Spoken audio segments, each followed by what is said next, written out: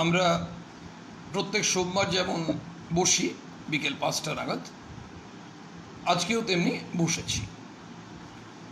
এখন খুব স্বাভাবিকভাবেই এই যে সম্মেলনগুলো হয় না, যুব সম্মেলন, ভক্ত সম্মেলন, সম্মেলনে মঞ্চে দেখা যায় কোথাও একজন, কোথাও দুজন, কোথাও তিনজন বক্তা আছেন বা তার বেশি। আর সম্মেলনে যারা শ্রোতা থাকে, যদি যুব সম্মেলনই হয়, যুবক যুবতীরা অনেক সময় ভাবে এই বক্তব্যগুলো কখন শেষ হবে, বক্তৃতাগুলো কেন হয়তো 10টা বা 10:30টায় শুরু হয়েছে, এটা ভাবা বেশি করে শুরু করে ওই 12টা নাগাদ। 12টা 12:30 হয়ে গেলে, মানে 12:30 নাগাদ যদি কোনো বক্তা বক্তৃতা দিতে ওঠেন মঞ্চে, তার পক্ষে বেশ কষ্টকর। কারণ শ্রোতা যারা এই যুবক যুবতীরা, স্কুল কলেজ বিশ্ববিদ্যালয়ের ছাত্রছাত্রীরা, তাদের তখন মনে হচ্ছে কখন খেতে বসবো, মানে দুপুরে খাওয়ার ব্যবস্থা থাকে সম্মেলনে। তো সেই দিক দিয়ে বলা যায় যদি বিকেল 5টা 5:30 এই সময় হয়, ওই সব কোনো ঝামেলা থাকে না, বরং খাওয়া হয়ে গেছে, বিশ্রাম হয়ে গেছে। হতে পারে অনেকে হয়তো খেলতে যাবে, অনেকে হয়তো কোথাও আড্ডা মারতে যাবে, কোথাও ঘুরতে যাবে, সব ঠিক আছে। এখন যদিও কিছুটা রেস্ট্রিক্টেড, স্টিল এখন সবাই যে সবসময় লাইভ প্রোগ্রামে কি হয়, সবাই তো সবসময় লাইভ প্রোগ্রাম অ্যাটেন্ড করতে পারে না, অনেক সময় পরে রেকর্ডিং শোনে। এবং আমাদের এই যে যুব সম্প্রদায়কে কেন্দ্র করেই বা যুব সম্প্রদায়কে উদ্দেশ্য করেই কিন্তু এই স্বামী বিবেকানন্দের আলোচনাটা আমরা করার চেষ্টা করি। কিন্তু সবথেকে চিত্তাকর্ষক বিষয় হচ্ছে স্বামী বিবেকানন্দ মূলত যুব সম্প্রদায়ের ওপর নির্ভর করছে, কারণ তাদেরকেই সংগ্রামে নামতে হবে।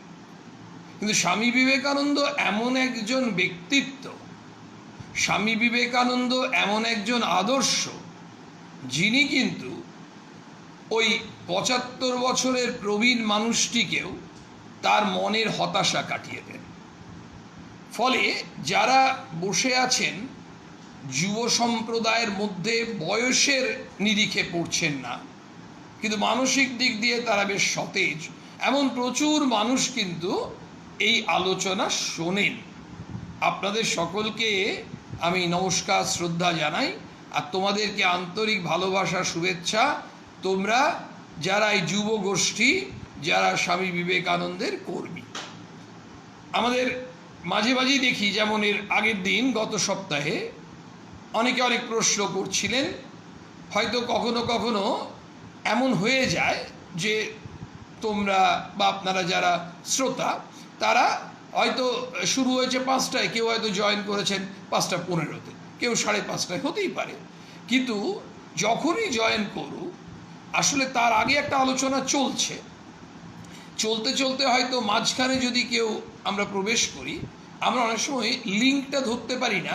হয়তো তার মনের একটা প্রশ্ন আছে, সেটার একটা উত্তর হয়তো আগেই দেওয়া হয়ে গেছে, মানে আলোচনার মধ্যে এসেছে, যেটা তার প্রশ্নের উত্তর হতেই পারে।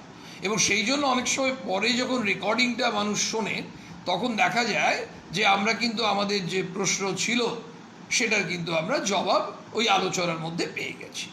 তাহলে এই আলোচনাটা একটা আমরা অন্যভাবে দেখি না, যেন আমরা আড্ডায় বসেছি। আড্ডার তো একটা বিষয় থাকে না, সবসময় বিষয়ও থাকে না, অনেক সময় আড্ডার কোনো বিষয়ই থাকে না, সব থেকে মজার ব্যাপার। আর আড্ডাটার ক্ষেত্রে আবার এজটা খুব একটা ফ্যাক্টর হয় না, মাঝে মাঝে হয়, মাঝে মাঝে দেখা যায় যে এই 12, 13, 14 বছরের ছেলেমেয়েরা আড্ডা মারছে, আবার দেখা যায় 18 থেকে 25 আড্ডা মারছে। আবার আরেকটা হচ্ছে ওপেন টু অল, মানে 40 থেকে শুরু করে ওই 70, 75 সবাই একসঙ্গে আড্ডা মারছে। ওই যেমন আমাদের হয় না যে কম্পিটিশনগুলো হয় স্পোর্টসের মাঠে বা বিভিন্ন জায়গায়, ওই এজ গ্রুপ ওয়াইজ, তারপর একটা গ্রুপ থাকে ওপেন টু অল। এই ওপেন টু অল, তো এই আজকের আড্ডাটা কাদের জন্য আমরা ধরে নিতে পারি ওপেন টু অল। এবার আড্ডার বিষয় যে কোনো জায়গায় নর্মালি এই ছোটো ছেলেমেয়েরা আড্ডা মারলে, ক্লাস 8, 9 ছেলেরা, সাধারণত আড্ডার টপিকটা হবে এই ফুটবল, ক্রিকেট, কিংবা এই সামনে ক্লাসের পরীক্ষা, এইসব নিয়ে। আচ্ছা, ধরা যাক আমাদের টিনেজাররা এই 16, 17, 18, 19 বা আরেকটু বড় 20, 22, 23 এদেরও থাকবে, খেলা থাকবে, তার সঙ্গে মাঝে মধ্যে ফিল্মি দুনিয়ায় তারা যাবে, এই সিনেমার আলোচনা, লেটেস্ট গানটা, এগুলো নিয়ে আলোচনা হবে, আড্ডা হবে, আড্ডা আফটার অল আড্ডা। এবং আর ওপেন টু অল, বা ধরা যাক যদি 25 থেকে 35 হয় তাদের মধ্যে, এবং ওপেন টু অলে তাদের আড্ডার বিষয় কেমন হতে পারে, যেমন হতে পারে ক্রিকেট, তেমনি হতে পারে নির্বাচন, তেমনি হতে পারে এই শাসক গোষ্ঠীর হয় তুষ্টি করছে, মানে তাদের সম্বন্ধে স্তুতি করছে, কিংবা ওই তাদের বিরোধিতা করছে, কিংবা অমুক জায়গায় দেখা যাচ্ছে কোনো একটা বড় রোগ হয়েছে, সেখানে কতজন আক্রান্ত হয়েছে, এই ইত্যাদি ইত্যাদি। এই সব, যেমন এখন বর্তমানে আড্ডাতে প্রায় সব জায়গাতেই এই করোনা কিন্তু আলোচনার মধ্যে ঢুকবেই। যদি ঘণ্টাখানেক আড্ডা দেওয়া হয় তার মধ্যে কিছুক্ষণ কিন্তু করোনা নিয়ে নেবে।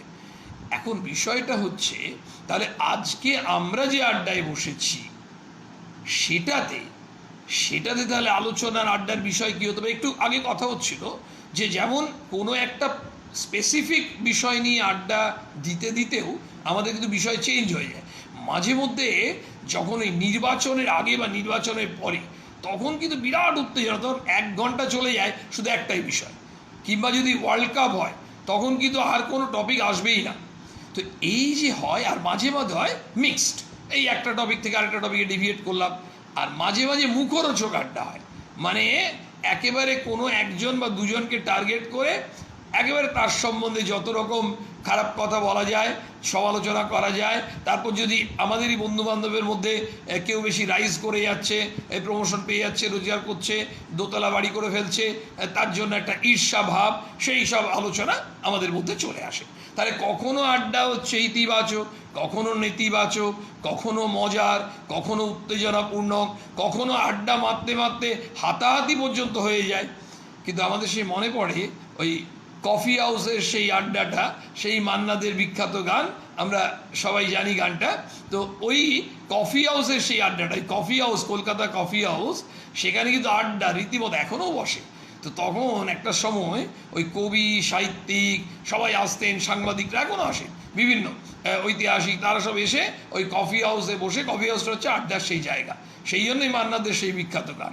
তো সেই আড্ডা দিতে গেলে সবাইকে কফি হাউস যেতে হবে না। আমরা কোথায় আড্ডা দিই? হয় আমাদের পাড়ার মোড়ে, কিংবা কোনো একটা চায়ের দোকানে, কিংবা কোনো মুদিখানার দোকানের সামনে কোথাও রাস্তায়, কিংবা কোনো গলির মোড়ে আমাদের আড্ডার টপিক হয়। অথবা আমাদের ওখানেই একটা ধরুন কোনো মাঠ আছে বা পার্ক আছে, ওখানেও আমরা কখনো কখনো বসে একটা ছোট গ্রুপ বসে যাই। এখন আজকের আড্ডাটা আমরা কোথায় বসেছি?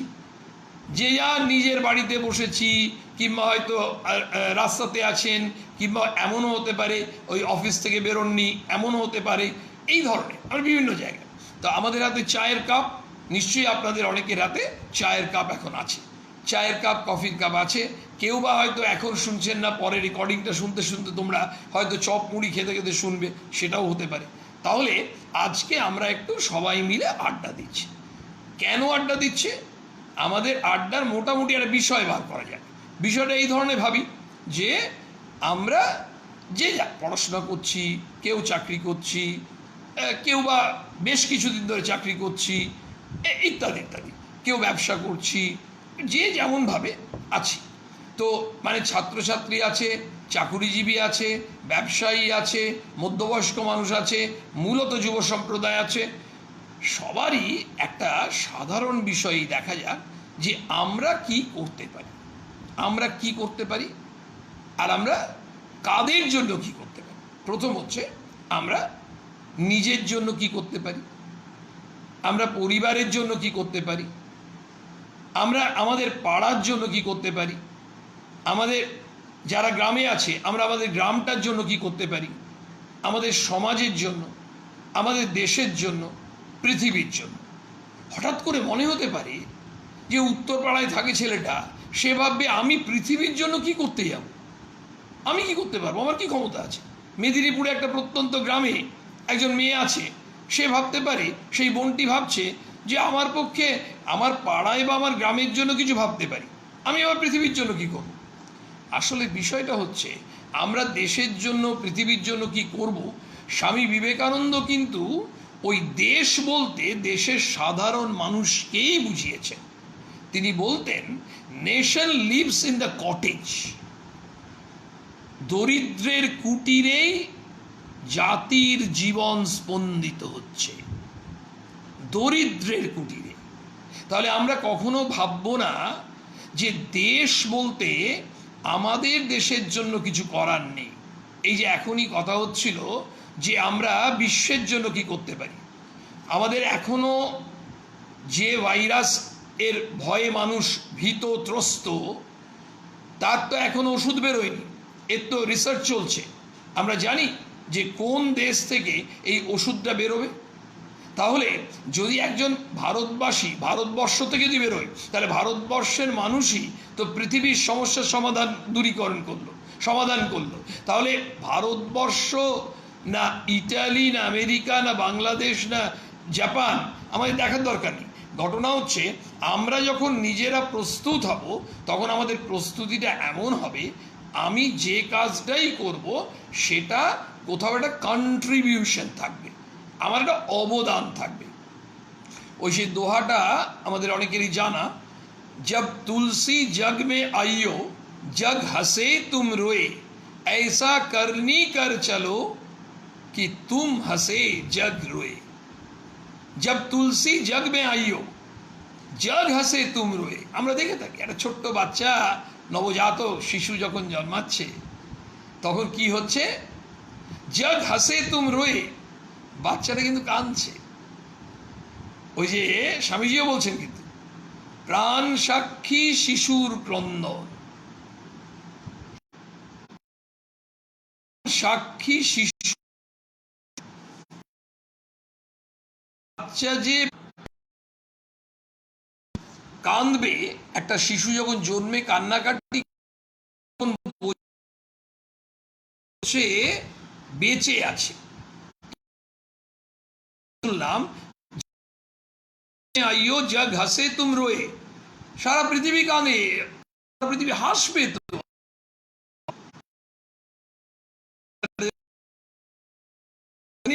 চলো এমন কাজ করতে থাকো কি জন্য, আমাদের ওই গ্রাম বা আমাদের অঞ্চলের জন্য আমরা কিছু করতে পারি কিনা, কিন্তু করে করব। এটাই হচ্ছে আজকের আড্ডার বিষয়।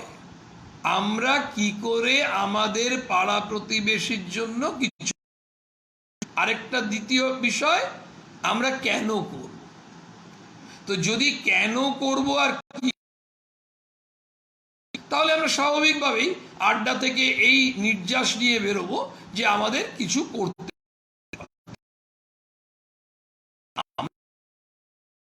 জিনিস কি তৈরি করতে হবে, ঢোকাতে হবে আর কিছু বার করতে হবে। কি ঢোকাতে হবে, মানে আমরা প্রবেশ করতে হবে যে শুভ চিন্তা, সৎ চিন্তা। এই ধরনের কোনো ধারণা করার দরকার নেই। যুব সম্প্রদায়ের কাছে একটা অনুরোধ রাখছি, তোমরা কিন্তু যে অন্ততপক্ষে অন্য কোনো উপকার করা যায়, সাহায্য করা যায় কিনা, তাহলে এই চিন্তাটাকে আমরা ঢোকাচ্ছি, প্রবেশ করাচ্ছি, মানে এন্ট্রি। ওই পুজো প্যান্ডেলে দুটো সাধারণত, একটা এন্ট্রি একটা এক্সিট। এটা চলে গেল, এটা পুজো প্যান্ডেলে গেল না। আর এক্সিট কি বার করতে হবে, একজনকে বার করতে হবে, তার নাম হচ্ছে পরশ্রী ঈর্ষা। এই ঈর্ষার আগুনে একটা গল্প করছে, আর ইষ্ট দেবতা দর্শন পেয়েছে। তো ইষ্ট দেবতা দর্শন দিয়েছেন, দিয়ে বলছেন, তুমি কি বর চাও। যে আমার প্রচুর ধন সম্পত্তি, আর আমার যেন একেবারে ওই ইষ্ট হবে তোমার পাশের প্রতিবেশী। আর কিন্তু সেটা উনি বুঝতে, তিনি আর কিন্তু নিজেও ওই আনন্দে আর ঘুমোতে পারছেন না। তিনি খাওয়া দাওয়া ঘুম কোথায় চলে গেল, ওই যে হিংসা হচ্ছে, তার প্রতিবেশীর 2টো বাড়ি হয়ে গেছে। তিনি আবার তপস্যা করতে বসলেন। এবার তপস্যা করে আবার যখন ইষ্ট দেবতা তুষ্ট হয়েছে, এসে দর্শন দিয়েছেন, বলছে এবার কি চাও? তখন বলছেন আগের বার বলেছিলেন আমার ধন সম্পদ চাই, রাজপ্রাসাদ চাই। বলছে এবার আমার একটা চোখ নষ্ট করে দিন। তো অবাক হয়ে গেছে, একটা চোখ নষ্ট করে দেওয়ার কথা বলছে। বলছে এবার উনি জানতে চেয়েছেন কেন? বলছে আমার একটা চোখ নষ্ট হলে আমার পাশের প্রতিবেশীর 2টো চোখই নষ্ট হয়ে যাবে। মানে মানুষ ঈর্ষা কোথায় যায়, এমন একটা জায়গায় পৌঁছে যায়, আমার নিজের ক্ষতিও তাও ঠিক আছে, মানে একেবারে কল্যাণ অকল্যাণ সব জ্ঞান হারিয়ে ফেলে, নিয়ে আসলে অন্য মানুষের ক্ষতির চিন্তা করে, অন্য মানুষের আনন্দ চিন্তা করতে পারে। অন্য মানুষের যদি ভালো হয় তাদের নিজের কষ্ট হয়। একবার একটি বুড়িমা, তার এই পিঠে একটা কুঁজ হয়েছিল, তোমরা তো জানো কুঁজ, সেই পিঠে কুঁজ নিয়ে খুব কষ্ট বুড়িমায়। তো দেবর্ষি নারদ তার রাস্তায় দেখতে পান। তো তিনি ওই বুড়িমাকে দেখে তার খুব কষ্ট হয়। তিনি বলেন যে আমি কিন্তু যোগ বলে এই কুঁজটা সারিয়ে দিতে পারি। তখন বুড়িমা খুব খুশি হয়েছে, বলছে তাই তোমার এত ক্ষমতা, তুমি এই কুঁজটা সারিয়ে দিতে পারো? বলছে হ্যাঁ। বলছে তাহলে আমার কুঁজ সারাতে হবে না, একটা কাজ করবে, মানে তুমি যখন কুঁজ সারাতে পারো তাহলে কুঁজ নিশ্চয়ই আবার করেও দিতে পারো। তো আমার এখানে যতগুলো পাড়ায় প্রতিবেশী আছে না, সবার পিঠে একটা করে কুঁজ করে দাও। মানে আমি কুঁজের কষ্ট পাবো, কিন্তু আমি চাই যে সবাই কুঁজের কষ্ট পাক। এই যে আমরা দেখলাম 2টো ঘটনাতেই মূল বিষয়টা ছিল ঈর্ষা। তাহলে ঈর্ষা আমাদের অন্তরে আছে, এই অন্তর থেকে ঈর্ষাটাকে হৃদয় থেকে এক্সিট দিয়ে বার করতে হবে। ঈর্ষা বসেছিল চেয়ারে, ওই চেয়ারটা তো খালি হয়ে গেল। ঈর্ষা তো ভেতরে তো আমাদের ওই মিউজিক্যাল চেয়ার যেমন হয়, তো ওখানে এটা মিউজিক্যাল চেয়ারের থেকেও বড় কথা হচ্ছে ওইখানে কিন্তু হৃদয়ের মধ্যে যে কতগুলো সিট পাতা আছে, আমরা যেমন ট্রেনে যাই একটা সিট খালি হয়ে যায়, একজন স্ট্যান্ডিং প্যাসেঞ্জার তিনি গিয়ে বসেন, তো ওখানে এবার ওই চেয়ারটা তো শূন্য, চেয়ারটা ভাবছে কেউ আসুক এসে আমাদের উপর বসবে। এবার এন্ট্রি দিয়ে একজন ঢুকলো, তাকে সে যাওয়াতে ওখানে অন্ধকার অন্ধকার লাগছিল, বেশ আলো হয়ে গেছে, ঝলমল করছে। সে গিয়ে চেয়ারটায় বসলো। ওই তোমার নাম কি? যে ভালোবাসা। ওই তাই নাকি? ভালোবাসা কি? বলছে আমি না মানুষকে খুব ভালোবাসি, মানুষ কষ্ট পেলে আমি ছুটে যাই, মানুষ যদি খেতে না পায়, বুভুক্ষ মানুষ, আমি তাকে খাবার এনে দেওয়ার চেষ্টা করি। বলছে আচ্ছা, যে জল পাচ্ছে না আমি যেখান থেকে হোক জল এনে তাকে দিই। বলছে তাতে কি হবে? ওই তাতে কি হবে শোনো। এবার এখানে একটা গল্প আমরা আলোচনা করিনি, ঈর্ষা নিয়ে তো শুনলাম যে 2টো কেমন ঘটনা, এবার ভালোবাসার একটা ঘটনা শুনি। একবার আবু বেন আদেম, আমরা নাম শুনেছি, খুব সুন্দর একটা ইংরেজি কবিতা ছিল মানে ডেফিনেটলি অনেকেরই পড়া।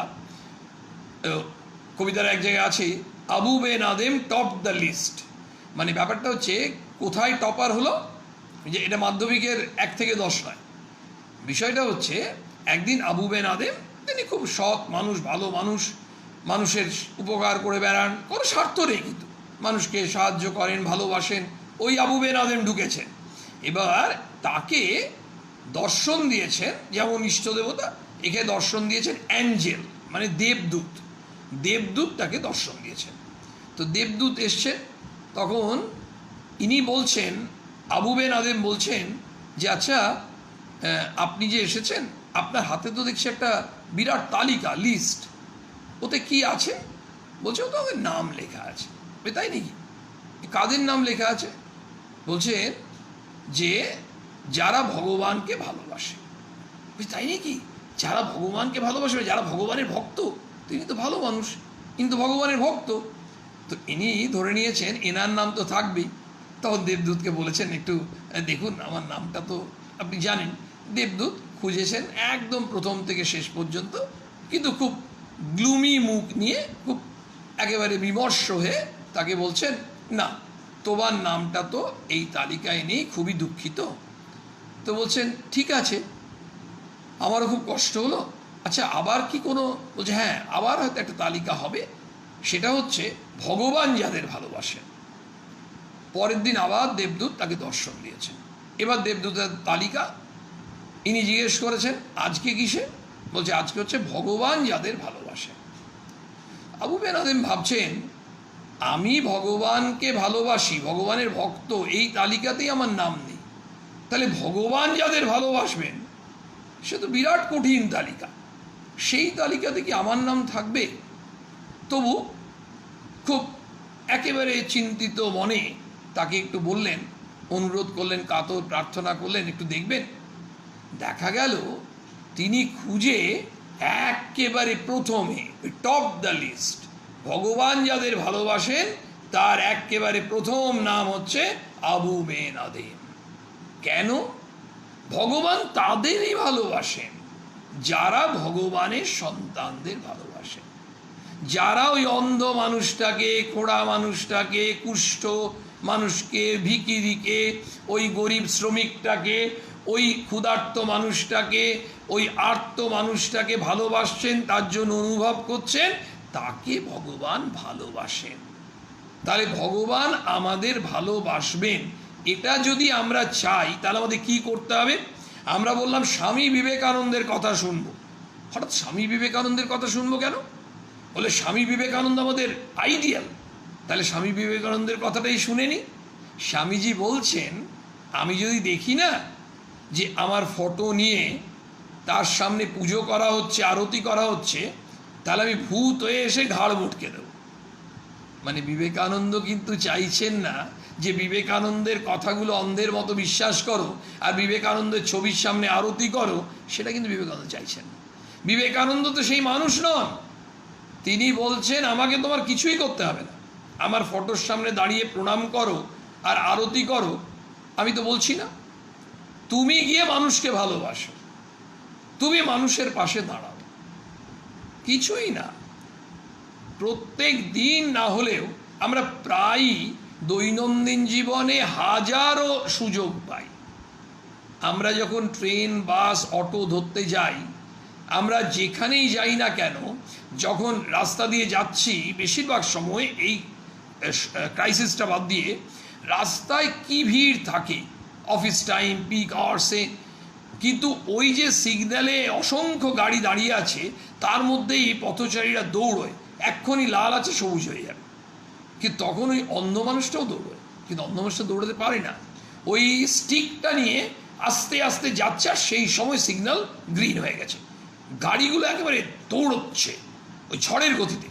সেই মুহূর্তে কিন্তু আমাদের মতো মানুষ কোনো রকমে ওই বেরিয়ে যাবে জেব্রা ক্রসিং দিয়ে, কিন্তু ওই অন্ধটার হাতটা ধরে, গাড়িটাকে হাতটা দেখিয়ে জেব্রা ক্রসিং দিয়ে যদি ক্রস করতে পারি, তাহলেই কিন্তু আমরা ওই মানুষটির পাশে দাঁড়ালাম, মানে মানুষটির হাতটা ধরলাম।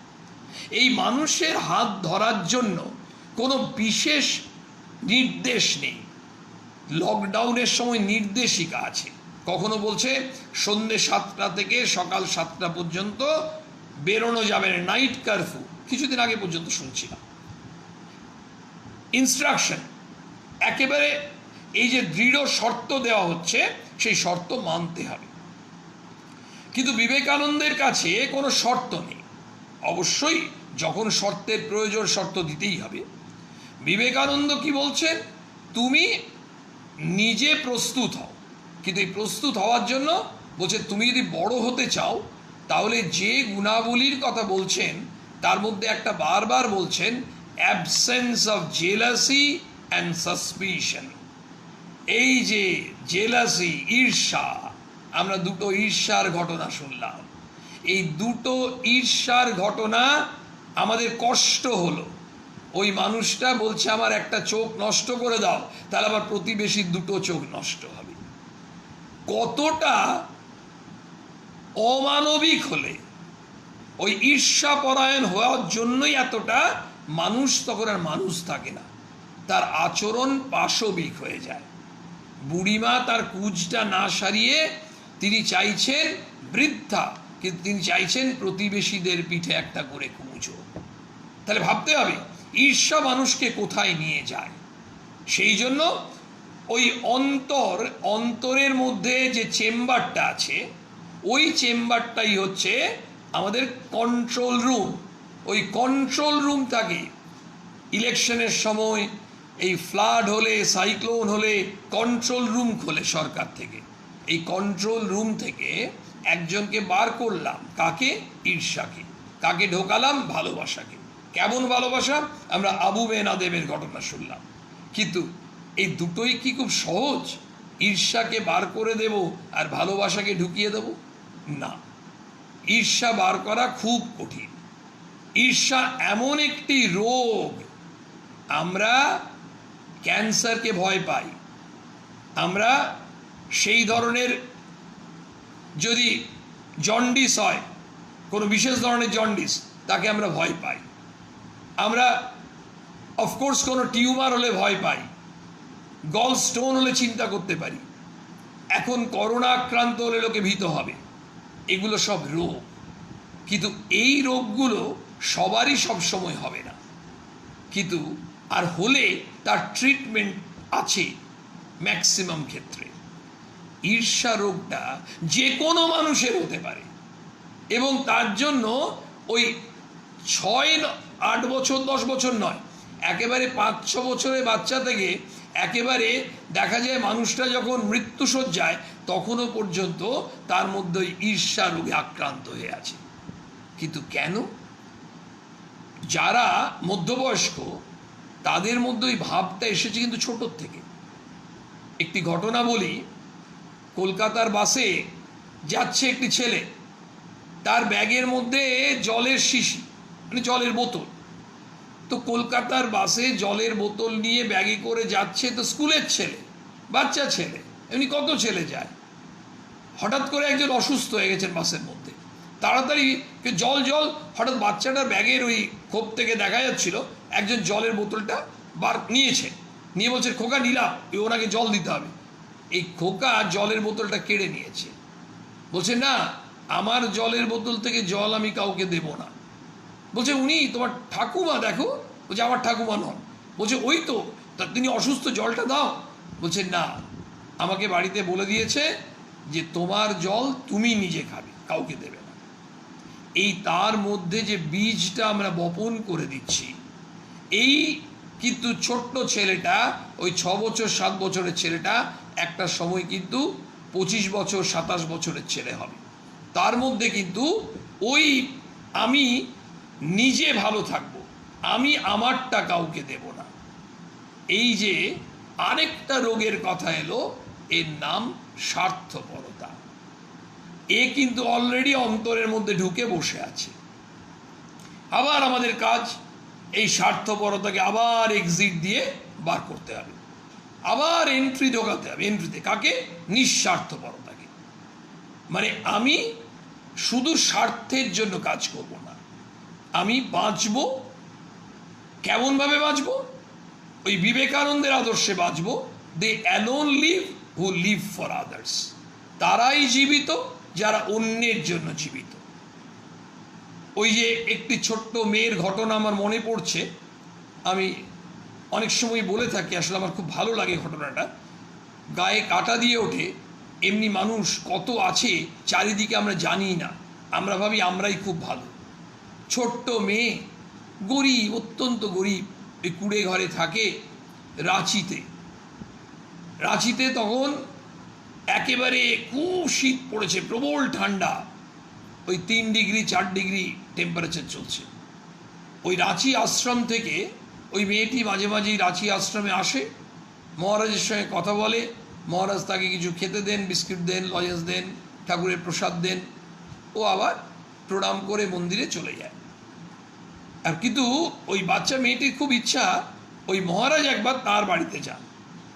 তো মহারাজ একবার ওই গ্রামের পাশ দিয়ে যাচ্ছিলেন, তখন ওই মেয়েটি এতবার আবদার করেছে, তিনি গাড়িটা দাঁড় করিয়ে তারপর ওই মেয়েটির কুড়ে ঘরে ঢুকেছেন। ঢুকে বুঝতে পেরেছেন মেয়েটি কত হতদরিদ্র। তো মহারাজের ওই পকেটে একটু টাকা ছিল, কোনো কাজে যাচ্ছিলেন, তিনি কিছু টাকা, কয়েকশো টাকা ওনার কাছে ছিল, কিন্তু মেয়েটার সামনে দেবেন না বলে মেয়েটাকে বলেছেন একটু তুমি এক গ্লাস জল দেবে। মেয়েটি জল আনতে গেছে, উনি একটি ছোট পাথরের টুকরো চাপা দিয়ে টাকাটা রেখে দিয়েছেন। তারপর জল খেয়ে দু একটা কথা বলে চলে এসছেন। মেয়েটি তারপর প্রায় 2 সপ্তাহ পরে আশ্রমে আবার আসে। তো মহারাজের সঙ্গে কথা বলছে, প্রণাম করছে। তারপর মহারাজ এই কথা সে কথা বলে বলছে আমার খুব ভালো লেগেছিল, তোদের বাড়িতে সেদিন গেছিলাম, খুব ভালো লেগেছিল। তারপর বলছেন যে আচ্ছা সেদিন আমি কিছু রেখে এসেছিলাম, সেটা পেয়েছিলে? তখন মেয়েটা চুপচাপ দাঁড়িয়ে আছে। বললো বল না কী হয়েছে, তাদের লজ্জা পাওয়ার কিছু নেই। 2-3 বার যখন উত্তর দেয়নি, মহারাজ বলছে বুঝতে পেরেছি, নিশ্চয়ই ও তোদের ওখানে মেলা হয়েছে বা হাট আছে, যেমন গ্রামের দিকে হাট হয়, ওখানে গিয়ে বোধহয় খেলনা কিনেছিস, কিছু খেয়েছিস, খুব ভালো করেছিস, খুব ভালো করেছিস। তখন মেয়েটা বলছে না, আমি কিছুই করিনি, খেলনাও কিনিনি, খাইও নি। তাহলে কি হলো? তখন মেয়েটার চোখ দিয়ে জল, বলছে আমি ওই টাকাটা নিয়ে, খুব ঠান্ডা না এখানে, আপনি দেখেছিলেন আপনি যখন আমার ঘরে, আমাদের ঘর মানে ওই ছোট্ট টুকুরে ঘরটা, ওই পাশে একজন মা দাঁড়িয়েছিলেন, কোলে একটা বাচ্চা। মনে করার চেষ্টা করছে, হ্যাঁ মনে পড়েছে। বলছে ওই বাচ্চাটার পরনে কিছু ছিল না, ঠান্ডায় কাঁপছে। বলছে হ্যাঁ। বলছে আমি ওই আপনি যেটা দিয়ে এসেছিলেন ওটা নিয়ে হাটে গিয়ে ওই বাচ্চাটার জন্য ওই জামা কাপড়, জামা প্যান্ট কিনে নিয়ে এসেছি, ওইটা ওই বাচ্চাটাকে দিয়েছি, ও আর ঠান্ডায় কাঁপছে না। এই হচ্ছে নিঃস্বার্থপরতা। এই নিঃস্বার্থপরতার কথাই স্বামীজি আমাদেরকে শেখাচ্ছেন। কিন্তু এই নিঃস্বার্থপরতা যখন হচ্ছে, তখন স্বামীজি বলছেন নিজেই, স্বার্থ স্বার্থ সদাই র হেতা সুখ ইচ্ছ মতিমান। একেবারে জানিয়ে দিচ্ছেন যে তুমি এখানে সুখ চাইছো, চারিদিকে তো স্বার্থ, সবাই তো নিজের জন্য, চাচা পঞ্জান বাছা, সব র্যাট রেস দৌড়চ্ছে। এবং এই যে দৌড়চ্ছে, আমরা যত মা বাবারা আছি, আমরা অভিভাবকরা, অভিভাবিকারা, শিক্ষা জগতের সঙ্গে যুক্ত এমনি যারা আছেন, মামা কাকা জ্যাঠা, আমরা সবাই বলি ছেলে মেয়েদেরকে যে তোরা কোনো একটা এম কর। এই পড়াশোনা করছিস, একেবারে কোনো এম নেই, ঠিক কর, ইঞ্জিনিয়ার হবি না ডাক্তার হবি না সিএ করবি না তোরা WBCS দিবি, ব্যাংকে চাকরি করবি না কোনো পার্টিকুলার এগ্রিকালচার ডিপার্টমেন্টে যাবি, একটা ঠিক কর, সেইভাবে পড়াশোনা কর। আমরা কজন নিজেদের বিবেককে জিজ্ঞেস করে দেখি, আমরা কজন ওদের জিজ্ঞেস করি বা কজন ওদেরকে এই আলোচনা করি তোরা এটা কর। কি তোরা বলতো, যখন তোরা নিজের পায়ে নিজে দাঁড়াবি, তোরা এই পরিবারের জন্য নয়, তোরা এই পাড়ার জন্য কি করবি, তোরা এই সমাজের জন্য, দেশের জন্য কি করবি, কখনো ভেবেছিস বা কখনো ভাবিস? আমরা বলি পড়াটা খুব ভালো করে মুখস্থ কর, কারণ নম্বরটা বেশি করে পেতে হবে, নম্বর ভালো না পেলে ভালো চাকরি পাবি না। সব ঠিক আছে, মেনে নেওয়া গেল। যদি এগুলো সত্যও হয়, 100% সত্য হলো বা না হলো, এটাই যদি বাস্তব হয়, তাহলে আমরা প্রত্যেকে এক একটি যন্ত্র হয়ে যাব এবং এই যন্ত্রের যুগে আমরা যন্ত্রবৎ বেঁচে থাকব। কিন্তু গত 2 দিন আগে আমি অভিভূত হয়ে গেলাম। আপনারা বিশ্বাস করুন, তোমাদেরকে বলছি ভাই বোনেরা, তোমরা বিস্মিত হয়ে যাবে, আমি নিজে অবাক হয়ে গেছি। একজন এই হার্ডলি তার বয়স 50-র আশেপাশে হবে, কিন্তু এই ধরনের এই আলোচনাগুলো আমাদের যে হয়, এই যে স্বামীজির আদর্শে আমরা জীবনটা তৈরি করতে চাইছি, মায়ের প্রসঙ্গ, ঠাকুরের প্রসঙ্গ হয়, অসংখ্য মানুষ শোনে। তো তিনিও শুনেছেন, তিনিও শোনেন, প্রায়ই শোনেন। শুনে তিনি নিজে বলছেন আমার ভেতরে একটা পরিবর্তন এসছে। আমি চাই এমনও হতে পারে তিনি আজকেও শুনছেন, তাহলে বুঝতে পারবেন, তিনি বুঝতে পারবেন যে হয়তো তার সঙ্গেই মিলে যাচ্ছে। অনেকেই এমনি ফোন করছেন, বলছেন আমি চাই এই ধরনের স্বামীজির কাজ করতে, সেবা করতে, মানুষের পাশে আমার ক্ষুদ্র যা সামর্থ্য তাই দিয়ে দাঁড়াতে। আমি কিভাবে কাজ করব? নিজেই বলছেন আমি অনুপ্রেরণা পেয়েছি এই ক্লাসগুলোর মাধ্যমে, এই আলোচনাগুলোর মাধ্যমে, তার মানে এই আড্ডাগুলোর মাধ্যমে। আড্ডা খারাপ? আরে ওই আড্ডা, কফি হাউসে আড্ডা দিতে দিতেই কত সাহিত্যিকের কলম থেকে কত কি বেরিয়ে গেছে, কত মানুষ যারা সোকল্ড ইন্টেলেকচুয়াল তাদের মস্তিষ্ক থেকে অনেক কিছু একেবারে তখনই ওই কফি হাউসে বসেই কিন্তু তাদের মাথা থেকে বেরিয়েছে। আসলে বিষয়টা হচ্ছে আড্ডা কিন্তু কোনোদিন খারাপ নয়, যদি আড্ডাটা কনস্ট্রাকটিভ আড্ডা হয়। আড্ডা কখন খারাপ? যে আড্ডা ডিস্ট্রাকটিভ। আমরা আঙুর ফল কিনতে গিয়ে একটি ফল বিক্রেতার কাছে এক টুকরো আঙুর নিয়ে অনেক সময় জলে ধুয়ে খেয়ে দেখি আঙুরটা টক না মিষ্টি, তারপর আঙুর কিনি, ভালো জিনিস। আমরা এটা বিক্রেতা খুশি হয়েই বলেন যে আপনারা একটা খেয়ে দেখুন, তারপর আমরা 500 কিনলাম, ওনার অসুবিধা নেই। কিন্তু অনেকে এত সৎ আছেন যে ওই 500 ওজন করার পর আবার এক টুকরো আঙুর নিয়ে বিক্রেতাকে দিয়ে দেন, বলেন না আপনার কাছ থেকে এক টুকরো নিয়েছিলাম, ওটাও তো আপনার ওজনে থাকতো, ওটা আমি নেব না। বিক্রেতা অবাক হয়ে যায়। আর অনেকে ওই মানুষকে প্রতারিত করার জন্য বেশ কিছু আঙুর খেয়ে বলছেন আঙুরটা টক, আমি নেব না। এই মানসিকতাও আমাদের মধ্যে থাকে। ঘটনা হচ্ছে যদি আমাদের পরেরটা হলো ডিস্ট্রাকটিভ আর প্রথমেরটা কনস্ট্রাকটিভ। পরেরটা হচ্ছে ওই গরিব মানুষটার আমরা আঙুরগুলো খেয়ে ধ্বংস করলাম আর ওই মানুষটাকে ঠকালাম। আর প্রথমটা হচ্ছে কনস্ট্রাকটিভ, আমরা ওই একটা আঙুর খেয়েছিলাম সেটাও ফেরত দিলাম। আমরা এই ভদ্রলোক তিনি বলছেন যে এই যে আমাদের উম্পুন এর এত তাণ্ডব হলো, বহু জায়গায় তো এখনও রিলিফ কাজ হচ্ছে, আমরা 3-4 জন মিলে যদি অনেক জিনিসপত্র জোগাড় করতে পারি তাহলে কোথায় যাওয়া যায় এই সব ব্যাপারে একটু আলোচনা করতে চাইছিলেন, বা অন্য কোনোভাবে। আমার খুব আনন্দ হলো যে মানুষের মনের মধ্যে কেমন পরিবর্তন হচ্ছে। এই পরিবর্তন আমরা কেউ কাউকে করছি না, আমরা পরিবর্তিত হচ্ছি। আমাদের পরিবর্তনটা আসছে বিবেকানন্দ আলোকে, পরিষ্কার কথা। আমরা অনেক সময় বলি, অনেকে বলে ও আপনি কি সুন্দর বলেন, একজন মহারাজকে বলছে হ্যাঁ আপনার কথা কত প্রাঞ্জল। আসলে আমরা একবার ভাবি, আমরা তো কথাটা বলছি বিবেকানন্দের আদর্শের কথা, সেই জন্যই আমাদের তো ভালো লাগে। কেন ভালো লাগে? কারণ বিবেকানন্দের কথা একেবারে চিরকালীন, আর যত দিন যাচ্ছে তত আরও বেশি প্রাসঙ্গিক হয়ে পড়ছে। স্বামীজির একটা কথা মনে পড়ছে, খুব সুন্দর, অসাধারণ, বলিষ্ঠভাবে বলেছেন। তিনি আসলে যে ভারতবর্ষের মানুষ, ভারতবর্ষের জন্য আমরা তো কিছু করতে চাইছি, ভারতবর্ষের জন্য কারা করবে, এবং সবসময় মনে করতে হবে ওই যে আমরা একটু আগে আলোচনা করেছি, একটু আগে আমরা স্বামীজির ওই কথাটা শুনেছি। স্বামীজি বলেন না, nation lives in the cottage. সেইটা স্বামীজি এক জায়গায় বলছেন, নতুন ভারত বেরোক। কোথা থেকে বেরোক? বেরুক লাঙল ধরে, চাষার কুটির ভেদ করে, জেলে মালা মুচি ম্যাথরের ঝুপড়ির মধ্য থেকে, বেরোক মুদির দোকান থেকে, ভুনাওয়ালার উনুনের পাশ থেকে, বেরুক কারখানা থেকে, হাট থেকে, বাজার থেকে, বেরুক ঝোড় জঙ্গল পাহাড় পর্বত থেকে। এরা সহস্র সহস্র বৎসর অত্যাচার সয়েছে, নীরবে সয়েছে, তাতে পেয়েছে অপূর্ব সহিষ্ণুতা। সনাতন দুঃখ ভোগ করেছে, তাতে পেয়েছে অটল জীবনী শক্তি। এরা এক মুঠো ছাতু খেয়ে দুনিয়া উল্টে দিতে পারবে, আধখানা রুটি খেলে ত্রৈলোক্যদের তেজ ধরবে না। কাদের কথা বলছে?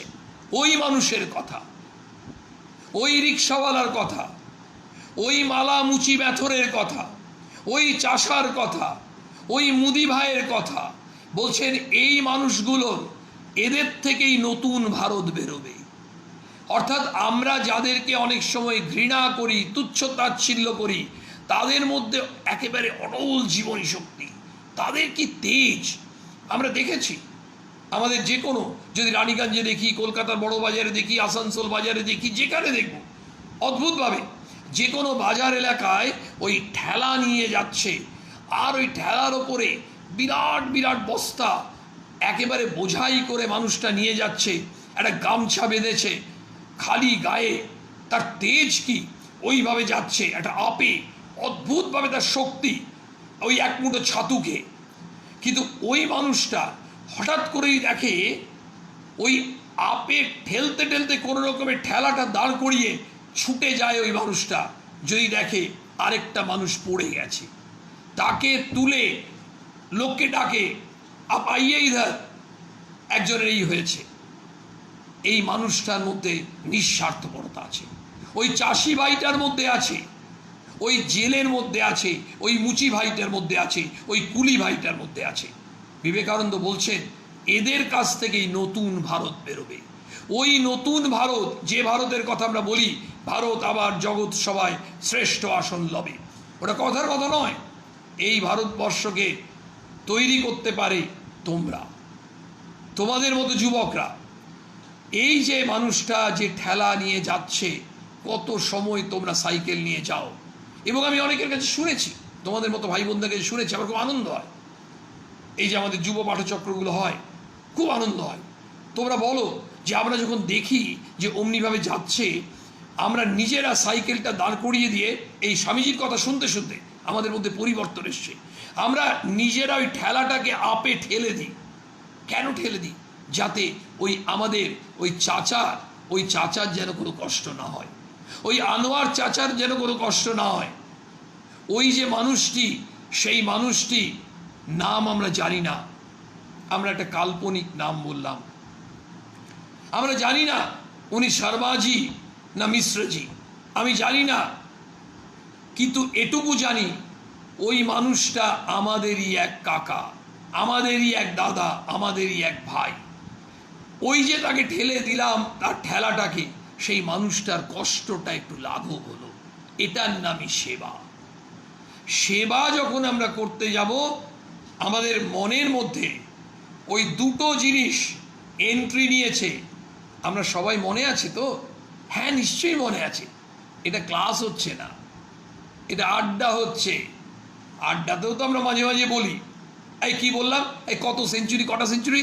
একজন বলছে এই 2টো সেঞ্চুরি। না না, বললাম 2টো সেঞ্চুরি হয়নি, ডাবল সেঞ্চুরি হওয়ার আগেই আউট হয়ে গেছে। ব্যাপারটা হচ্ছে আমরা যারা মন দিয়ে শুনছি, একেবারে এখন বিবেকানন্দ সাগরে ডুব দিয়ে আছি, আর ওই সমুদ্রের ঢেউ এসে আমাদের গায়ে লাগছে, স্বাভাবিকভাবেই ওই দুটো জিনিস ঢুকে পড়েছে। সেই দুটো জিনিস হচ্ছে ঈর্ষা আর স্বার্থপরতা। আমরা সব তৎপর ওই দুটো জিনিসকে যেভাবে হোক, ঘুষি মেরে হোক, লাথি মেরে হোক, ওই কিক মেরে হোক, ওই দুটো জিনিসকে বার করব।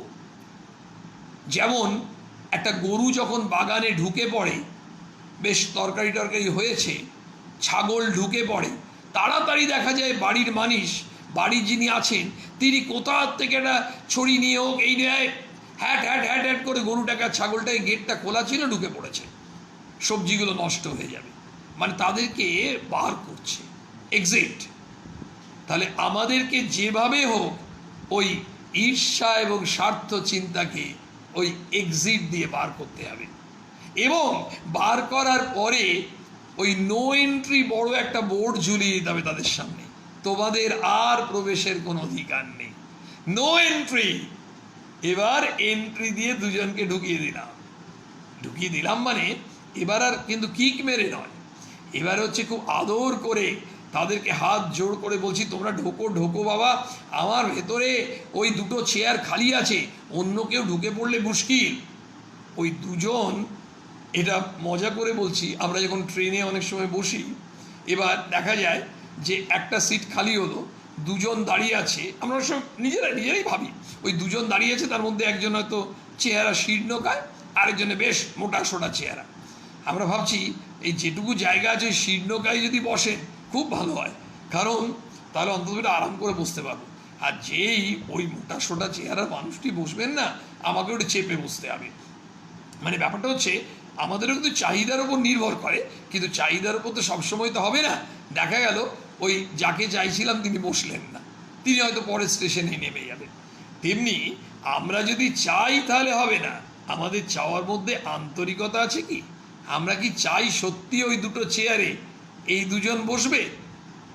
ঈর্ষার উল্টো ভালোবাসা, স্বার্থপরতার উল্টো নিঃস্বার্থপরতা। এখানে অপোজিট ওয়ার্ডের ক্লাস হচ্ছে না।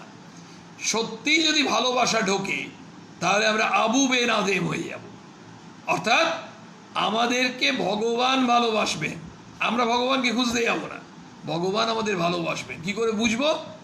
আমরা যে কোনো ক্রাইসিসে পড়েছি, দেখলাম কোথা থেকে কে এসে আমার পাশে দাঁড়ালো, ওই ক্রাইসিসে আমি বুঝতে পেরেছিলাম যে এখন এই মুহূর্তে ভগবান ছাড়া কেউ আমাকে রক্ষা করবে না। তারপরে ভগবানই চলে এলেন। ওই ভগবান ভালোবাসেন কখন? যখন আমার হৃদয়ে ওই নিঃস্বার্থ ভালোবাসাকে আমি একটা চেয়ার দেব। দ্বিতীয় চেয়ারটা খালি আছে, স্বার্থপরতা বেরিয়েছে, নিঃস্বার্থপরতাকে এনে চেয়ারে বসিয়েছি। এবার দেখা যাক তো এই হৃদয় কেমন হৃদয় হবে। ওই হৃদয় ऐसा करनी कर चलो कि तुम हंसे जग रोए, মানে আমাদের তখন এমন কাজ করতে ইচ্ছে করবে যে আমি দেখব, বাহ, আরে বাবা, পাড়ায় প্রত্যেকটি প্রতিবেশীর পিঠে কুঁজ হবে না, বরং যার কুঁজ ছিল তার কুঁজটাও চলে যাবে। এমন চিকিৎসা করার চেষ্টা করব আমরা। এই চিকিৎসার জন্য, এই ট্রিটমেন্টের জন্য আমাদের অ্যাপোলো ছুটতে হবে না, আমাদের ভেলোর সিএমসি ছুটতে হবে না। আমাদের যেটা ছুটতে হবে সেটা হচ্ছে ওই যাদেরকে ঢোকাবার জন্য আমরা সচেষ্ট, তাদেরকে ঢোকাতেই হবে এবং তাদেরকে একদম পার্মানেন্ট সিট দিয়ে বসিয়ে রাখতে হবে। ওরা যদি আবার চলে যায় তাহলে কিন্তু মুশকিল। ওরা কখন চলে যাবে? যদি আমাদের হৃদয়ে আরেকজন ঢুকে পড়ে। আমরা সবাই ভাবছি আবার কে ঢুকবে? তার নাম দারিদ্র। হৃদয়ে যদি দারিদ্র ঢোকে তাহলে সেই হৃদয়ে কারোর জন্য কিচ্ছু করতে ইচ্ছে করবে না। হৃদয়ে তো দারিদ্র ঢুকে পড়েছে, মানে আমরা কেমন গরিব হয়ে গেছি, টাকার দিক দিয়ে নয়, হৃদয়টাই আমাদের এইটুকু, চুপসে আছে, কারোর জন্য কিচ্ছু করব না। আমরা এমন হতে পারে ওই নোটের গন্ধ শুকবো, তাও ভালো। অনেকে পেট্রোল পাম্পে তেল ভরতে গেলে অনেক ছেলে মেয়েদের দেখেছি খুব আনন্দ পায়। কেমন? কারণ ওর পেট্রোল ডিজেলের গন্ধ শুকতে ভালোবাসে। অনেকে কেরোসিনের গন্ধ শুকতে ভালোবাসে। হয়তো ঘর মুছছে মাসি, একটা ছোট মেয়ে, সে বলছে, বাহ, আরেকটু তুমি মোছো, মানে একটু মোছো, মানে ওই মোছার জন্য তো আর নয়, ওই কেরোসিন তেল দিয়েছে ওই। যেদিন কেরোসিন তেল নেই সেদিন মেয়েটি বলছে তার কোনো দিকে কোনো চিন্তাই নেই, নির্বিকার। তাহলে ব্যাপারটা হচ্ছে ওই আমাদের কোথাও একটা ভালোবাসা থাকতে হবে। ভালোবাসাটা কি? আমরা কারোর জন্য কিছু করে আমরা ধন্য হব। এই জন্য স্বামীজি আমাদের একটা কথা শেখাবেন, সেটাই আজকে আমাদের আলোচনায় একেবারে যে নির্যাসটা বেরিয়ে আসছে। তাহলে দুজনকে বার করেছি আমরা, ধরে নিলাম আমরা সফল হয়েছি, দুজনকে আমরা প্রবেশ করিয়েছি। আর যে ফাইনালি যে কথাটা, দারিদ্রকে আমরা কিছুতেই ঢুকতে দেবো না। কেন? যদি হৃদয় একবার গরিব হয়ে যায় তাহলে সেক্ষেত্রে কিন্তু অতি অবশ্যই আমরা কিচ্ছু করতে পারবো না। সেই জন্য স্বামীজি একটা কথা খুব সুন্দর বললেন। কি বললেন? তার আগে আমরা এখানে পাচ্ছি খুব সুন্দর কথা, যে বর্তমান সময়ে স্বামীজির বাণী ও কথা দিকে দিকে প্রকাশিত হোক এই কামনাই করি।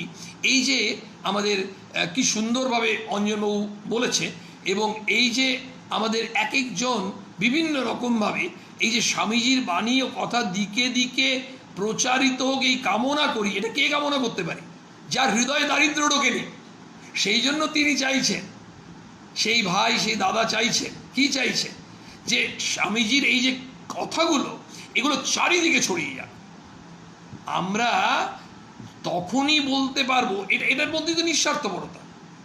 কি স্বার্থ আছে এই মানুষটির? কি স্বার্থ আছে? তিনি এটা কামনা করছেন, প্রার্থনা করছেন আমাদের শুভ কামনা, মানে আমাদের ইচ্ছেগুলো শুভ। আড্ডাটা তো তাই ছিল। আজকে আমরা বলেছি যে আমাদের আজকের আড্ডার টপিক ওই কফি হাউসের সেই আড্ডাটা। আজকে আমাদের অনেকের হাতে কফি না থাকলেও চা আছে, অনেকেই হয়তো এই মুহূর্তে এই চা পান করতে করতেই শুনছেন, খুব ভালো। এবং স্বাভাবিকভাবেই পরেও যারা শুনবে, খেতে খেতে শোনো, এমনি শোনো, যাই করো, তোমাদেরকে বলি ভাই বোনদের, এবং আপনাদেরকেও বলি, এই যে মানুষ, এমনি ওনার মতো মানুষ অনেকেই লিখছেন বারবার যে এই স্বামীজির কথা বারবার আমাদের মধ্যে প্রবেশ করুক। শুধু আমার মধ্যে প্রবেশ করলে হবে না, তো তাহলে স্বার্থপর আমি বলছে দিকে দিকে। আর সেই জন্যই তো এই ধরনের আলোচনার ব্যবস্থা হয়েছে, শুধুমাত্র তোমাদের আপনাদের ভালোবাসা শুভেচ্ছার জন্যই কিন্তু এটা সম্ভব হচ্ছে। এবং সপ্তাহের পর সপ্তাহ আমার আজকে হঠাৎ মনে পড়লো গত সপ্তাহে কেউ কোনো ভাই বলেছিল পত্রাবলী থেকে কোনো স্বামীজির চিঠির কথা। সেই ভাইকে আমি বলবো যে কিছু দুঃখ পেও না, নিশ্চয়ই আজকে হলো না, আরেক দিন হবে।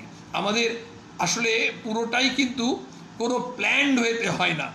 এই ব্যাপারটা এই জন্যই হয় না, কারণ প্ল্যান করে কিছু করতে গেলে সেটা খুব মেকানিক্যাল হয়ে যায়। আর স্বামীজির ওপর ছেড়ে দিয়ে যদি কিছু করা যায় তাহলে স্বামীজি আমাদের ঠেলে নিয়ে যান। তো যে কথাটা বলছিলাম সেটা বলেই আজকে প্রসঙ্গ শেষ করব। স্বামীজি বলছেন যে কি না, দুজন আছে। যেমন একটা পরীক্ষা হয় না, পরীক্ষাতে যে পরীক্ষা দেয় তাকে বলে পরীক্ষার্থী, আর যিনি খাতা দেখেন তাকে বলে পরীক্ষক। এটা আমরা জানি। ইংরেজিতে এক্সামিনি আর এক্সামিনার, আর পরীক্ষাটা হচ্ছে এক্সামিনেশন। তো সেবা হচ্ছে কাজটা। তো সেব্য আর সেবক আছে। একজন সেবা করছেন আর একজন সেবা পাচ্ছেন। যিনি করছেন তিনি কাউকে তো করবেন, যদি কেউ অন্যদিকে না থাকে তাহলে কি করে কাকে সেবা করতে যাবে?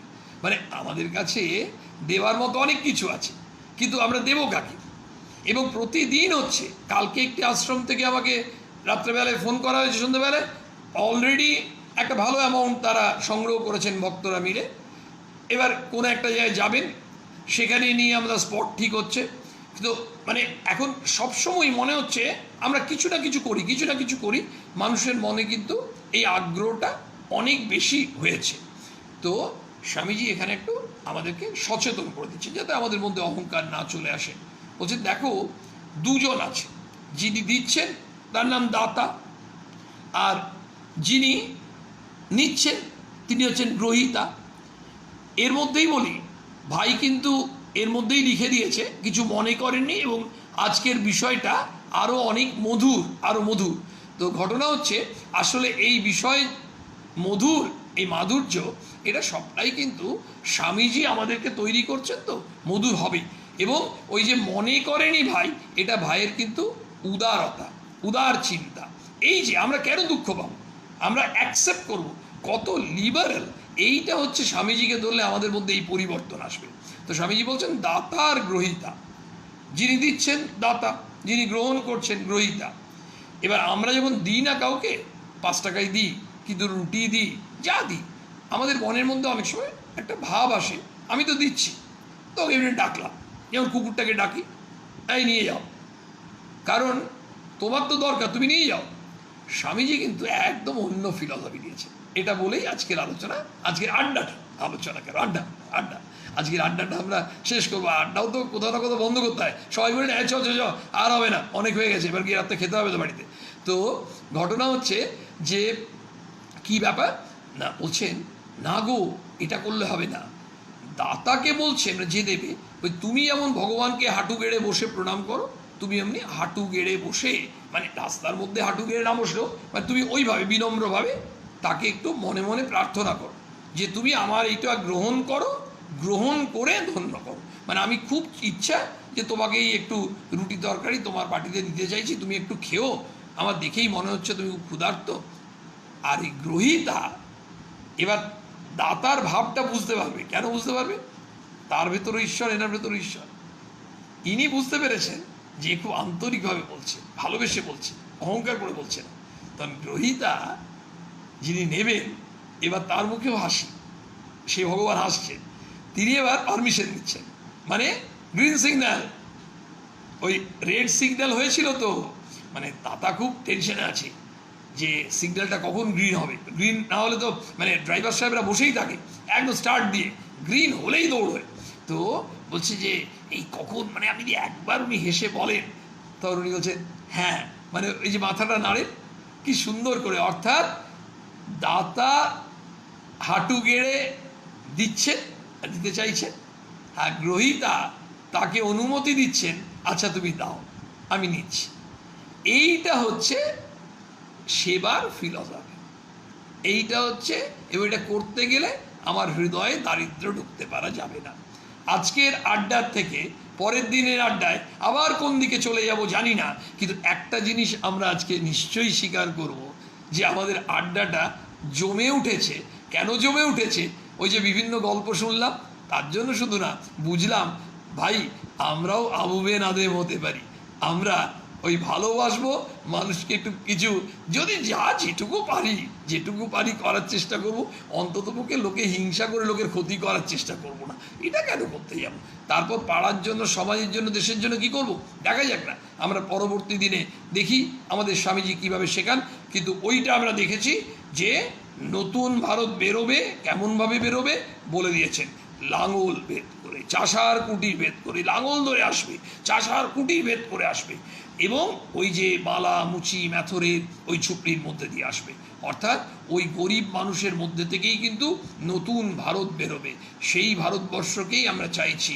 আমরাও চাইব যে ভারতবাসী হিসেবে যেমন ভারতবর্ষের জন্য গর্ব, তেমনি ভারতবর্ষের জন্য আমাদের কষ্টও হয়। ভারতবর্ষের মানে ভারতবর্ষের মানুষের জন্য।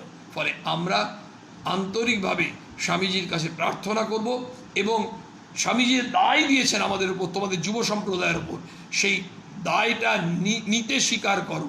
আমরা স্বীকার করি, আমরা চেষ্টা করব আমাদের সাধ্য মতো আমরা মানুষের সঙ্গে থাকার, মানুষের জন্য কিছু করার, সেবা করার, এবং তার মধ্যে আমাদের থাকবে ভালোবাসা, থাকবে নিঃস্বার্থপরতা, থাকবে আন্তরিকতা, ঐকান্তিকতা, এবং এইটার নামই হচ্ছে আমাদের ভারতবর্ষের সনাতন আদর্শ, ত্যাগ ও সেবা।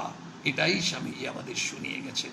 আজকে তেমন কোনো প্রশ্ন ছিল না, কিন্তু খুব সুন্দর সুন্দর ভালো ভালো প্রস্তাব ছিল, সেগুলো আমি কিছু কিছু বলে দেওয়ার চেষ্টা করেছি। আমাদের আগামী সোমবার আবার স্বামী বিবেকানন্দের চিন্তাধারা নিয়ে আমরা 5টার সময় যেমন বসবো। ইতিমধ্যে অবশ্যই আমাদের সাপ্তাহিক যে তালিকা পেয়ে গেছি, বুধবার শুক্রবার, এর মধ্যেই অনেকেই লিখছেন খুব ভালো লাগলো, দারুণ। এই লাগতে বাধ্য, কারণ স্বামীজির কথা ভালো লাগবে না কেন? যারা শুনছেন তারা তো প্রত্যেকে স্বরূপত দেবতা। বিবেকানন্দ নিজে বলে গেছেন প্রতিটি মানুষই স্বরূপত দেবতা। আসলে আমাদের ওই ভালো জিনিসটা আমরা পাই না। যখন আমাদের সবাই হয়তো কোনো একটা বিশেষ একটা সময় খ্যাত ছিল শক্তিগড় বাড়ি ল্যাংচা, কিন্তু ঘটনা হচ্ছে যেখানেই যাই হোক না কেন আমরা সব সময় ভালো জিনিসটার জন্য দৌড়াতে চাই। স্বামীজি ওই আমাদের ভালো জিনিসটা আমাদের ভেতরেই আছেন, শুধু চিনিয়ে দিচ্ছেন। আরে তুমিই তো ভালো, তোমাকে লোকে খারাপ বলুক না, আমাদের নিন্দা করবে, কুৎসা রটাবে, স্বামীজিকেও করেছে, তাতে আমরা ভয় পাবো কেন? আমরা কিন্তু এগিয়ে যাব। কি অভিমন্ত্রে চরৈবেতি এগিয়ে যাব। এই এগিয়ে যেতে গেলে যা প্রয়োজন আমরা দেখি না, পরবর্তী দিনগুলোতে স্বামীজি আমাদের সেই ক্যাপসুলগুলো দেবেন, কোনো খরচা হবে না, অথচ সেই ক্যাপসুলগুলো আমাদের মনটাকে পাল্টে দেবে, আমরা নতুনভাবে তৈরি হব। আগামী দিনে আমরা বুধবারে কথামৃত পাঠ আছে এবং তালিকা আমরা জানি। এই আমাদের অন্ডাল বিবেকানন্দ ভাব প্রচার সোসাইটির উদ্যোগে এই যে আলোচনা চক্রগুলো চলছে, এটা আমাদের সকলেরই খুব কল্যাণকর। ইউটিউবেও তারা ভাব প্রচার সোসাইটি থেকে দেওয়া হচ্ছে, আমরা সবাই সেখানে সাবস্ক্রাইব করে ইউটিউবে দেখতে পারবো। আরও মানুষের কাছে পৌঁছে দেব, আপনাদের যেমন ইচ্ছা স্বামীজির কথা পৌঁছে দিন, ঘরে ঘরে ঠাকুর মায়ের কথা পৌঁছে দিন। আমরা যত মানুষের কাছে পারি এগুলো পৌঁছে দিই, আমাদের কোনো স্বার্থ নেই, শুধু মানুষের ভেতরে ঢুকুক। কারণ বিবেকানন্দকে যদি কারোর পড়ার না সময় থাকে, বিবেকানন্দের কথাটা শুনুক, বিবেকানন্দের ভাবটা শুনুক, তাহলেই কিন্তু আমাদের কল্যাণ। সবসময় কিন্তু সবাই পড়ার সময় পায় না, এটাই হচ্ছে আমাদের একটা খুব সামান্য সেবা হবে। আমি সবাইকে আবার শ্রদ্ধা নমস্কার জানাই। আর তোমাদের তো সব সময় প্রাণ ভরা ভালোবাসা, শুভেচ্ছা, স্বামীজির কাছে প্রার্থনা আমরা যেন স্বামীজির পথে আমাদের জীবনটা তৈরি করতে পারি।